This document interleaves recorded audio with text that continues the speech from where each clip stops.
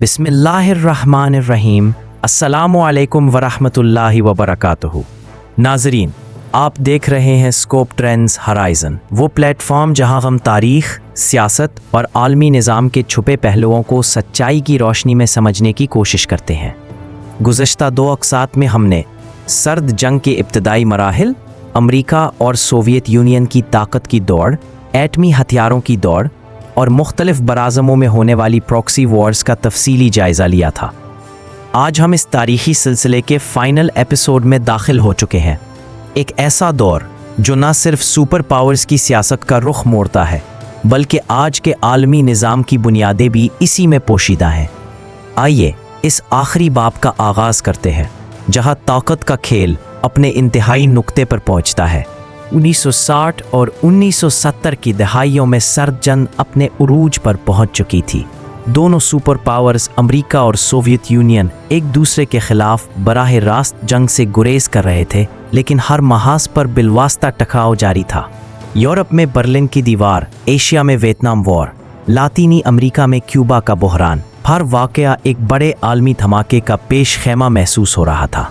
Cuba missile बहरान 1962 इस सर्द जंग का सबसे नाजुक लम्हा साबित हुआ। सोवियत यूनियन ने क्यूबा में एटमी मिसाइल नस्ब किए, जो बराह रास्त अमेरिका के साहिल से महज 90 मील के फासले पर थे। वाशिंगटन में खतरे की घंटियां बजने लगी। जॉन एफ कैनेडी और निकिता खुरुशीव के दरमियान चंद दिनों तक ऐसा असाब शिकन कशीदगी का खेल खेला गया कि पूरी दुनिया सांस रोके देखती रही।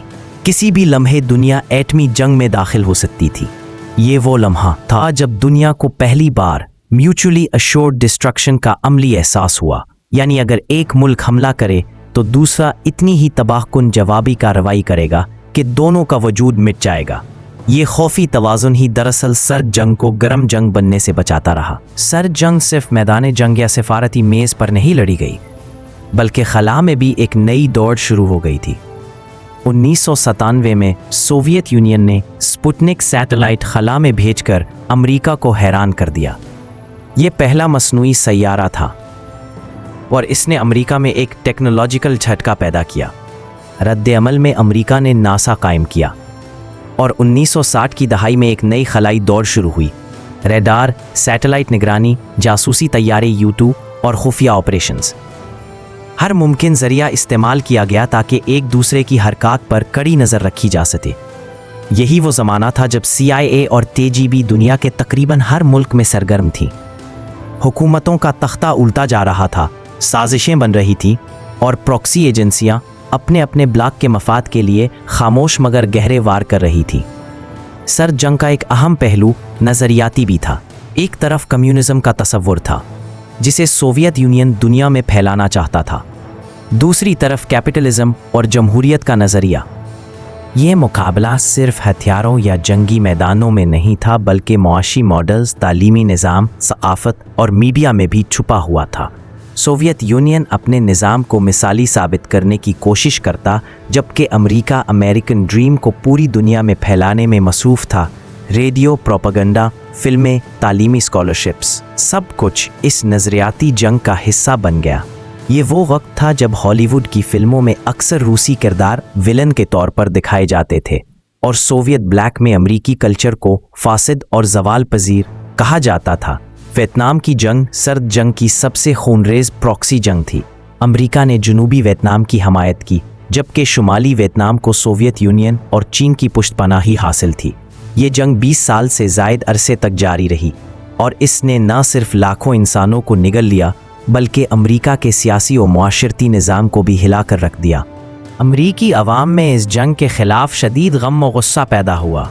हज़ारों नौजवान भर्ती से इनकार करने लगे, एहतजाजी तहरीकें शुरू हुईं और आलमी सतह पर अमरीका की शबीह को नुकसान पहुँचा। ये जंग इस बात का सबूत बन गई कि सर्द जंग के मैदान में जीतना आसान नहीं और एक ताकतवर मुल्क भी किसी छोटे मुल्क में तवील प्रॉक्सी जंग जीतने से कासिर रह सकता है। 1980 की दहाई का आगाज़ सर्द जंग के लिए एक नए मोड़ के साथ हुआ। अमेरिका में रोनाल्ड रीगन की हुकूमत ने सोवियत यूनियन के खिलाफ पॉलिसी को मज़ीद जारहाना बना दिया। रीगन ने इसे खुला ईविल एम्पायर यानी शैतानी सल्तनत कहा। इस बयान ने दोनों ममालिक के ताल्लुकात को मज़ीद कशीदा कर दिया। रीगन इंतज़ामिया ने दिफाई बजट में बेतहाशा इजाफा किया और स्ट्रेटेजिक डिफेंस इनिशिएटिव SDI शुरू किया, जिसे मीडिया ने स्टार वॉर्स प्रोग्राम का नाम दिया। इस प्रोग्राम का मकसद खला में ऐसे मिसाइल डिफेंस सिस्टम्स बनाना था जो सोवियत यूनियन के एटमी हमलों को फ़ज़ा में ही नाकाम बना सके। ये ऐलान सोवियत क़यादत के लिए एक बहुत बड़ा धचका था, क्योंकि सोवियत माईशत पहले ही भारी दिफाई अखराजात की वजह से कमज़ोर हो चुकी थी। इस नई अमरीकी हिकमत अमली ने सोवियत यूनियन को माशी और तकनीकी दौर में मज़ीद पीछे धकेल दिया। दूसरी तरफ सोवियत सिस्टम के अंदर भी दरारें पड़ने लगी थीं। कम्युनिस्ट माईशत की नाकामी, अशियाए खुर्दोनोश की किल्लत, सियासी करप्शन, मुख्तलिफ रियासतों में अलहदगी की तहरीकें, ये सब अवामिल इस सुपर पावर को अंदर ही अंदर खोखला कर रहे थे। 1985 में मिकाइल गोर्बाचोव ने सोवियत यूनियन की क़यादत संभाली। वो पुराने सख्तगीर कम्युनिस्ट रहनुमाओं से मुख्तलिफ सोच रखते थे। उन्होंने मुल्क को बचाने के लिए 2 बड़े प्रोग्राम मुतारिफ करवाए। पेरेस्ट्रोइका इस्लाहात, माईशत में लचक, मार्केट के कुछ उसूलों का निफाज और सरकारी निज़ाम में तब्दीलियाँ। ग्लासनोस्ट, आज़ादी इजहार, सियासी खुलेपन की पॉलिसी, मीडिया पर कम पाबंदियाँ और अवामी बहस व मुबाहसे की इजाज़त। ये पॉलिसी सोवियत यूनियन को जदीद दुनिया में लाने की कोशिश थी, लेकिन उनके नताइज तवक्कुआत के बरक्स निकले। लोगों को पहली बार सरकारी नाकामियों पर बात करने का मौका मिला, अलहदगी पसंद तहरीकों ने जोर पकड़ा और रियासती कमज़ोरियाँ वाज़े होने लगी। अमेरिका ने इस मौके को भरपूर अंदाज में इस्तेमाल किया। सिफारती दबाव, मईशती दौड़ और आलमी सतह पर सोवियत मुखालिफ बयानिया को मजबूत किया गया।